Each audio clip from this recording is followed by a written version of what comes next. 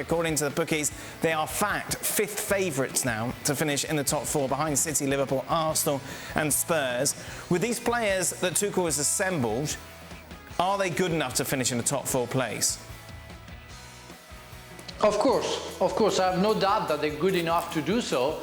But, you know, it's all about chemistry and how they want to work together and sacrifice to each other. You can have the best 11 players in the world. If they don't want to work together, they're going to finish the last. So with the talent that they have and the signing that they made, of course they can finish in the first four. I have no doubt about that, and I'm very confident about that.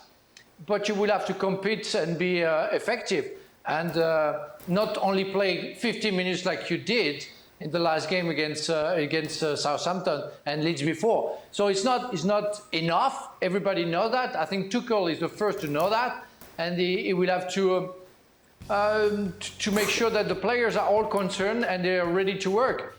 With the new signing, I have no doubt that the motivation will be back in the dressing room. James, what will it take for Tuchel not to be in charge, say, at Christmas?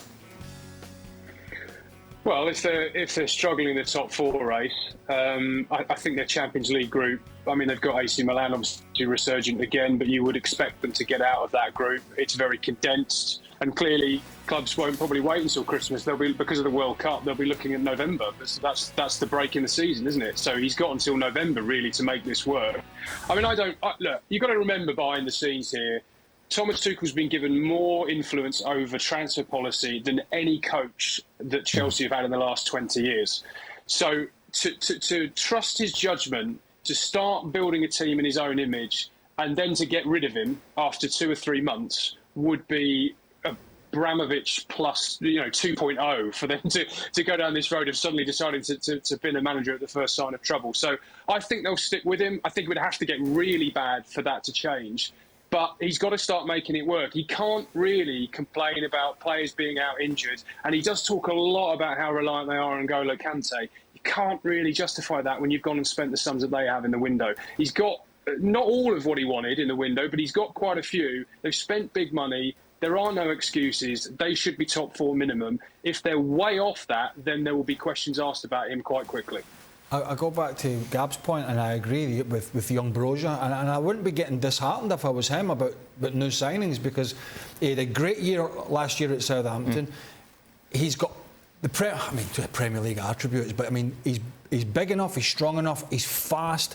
He scored a good quota of goals last year, and I could see a point if Tuchel's not getting what he wants that Aubameyang, like James said, can go and play in the left, and maybe it means Sterling's going to go and play in the right, and Broja comes in. So I'm with Gab here. I like this young lad as well, and I think it would be folly to say, oh, I'm not, it's not just about Aubameyang. OK, he's raw, and it's a big ask on a young lad, but I honestly think he's a really, really good player.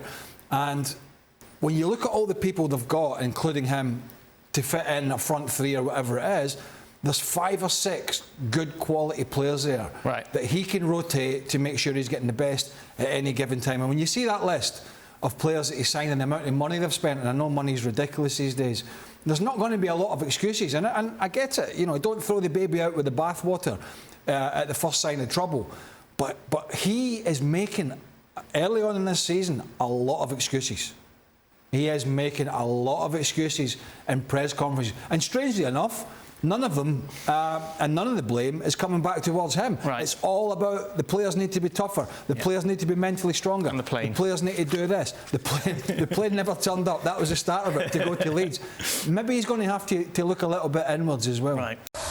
Thanks so much for watching ESPN on YouTube, and for more sports highlights and analysis, be sure to download the ESPN app, and for premium content and live streaming, subscribe to ESPN Plus.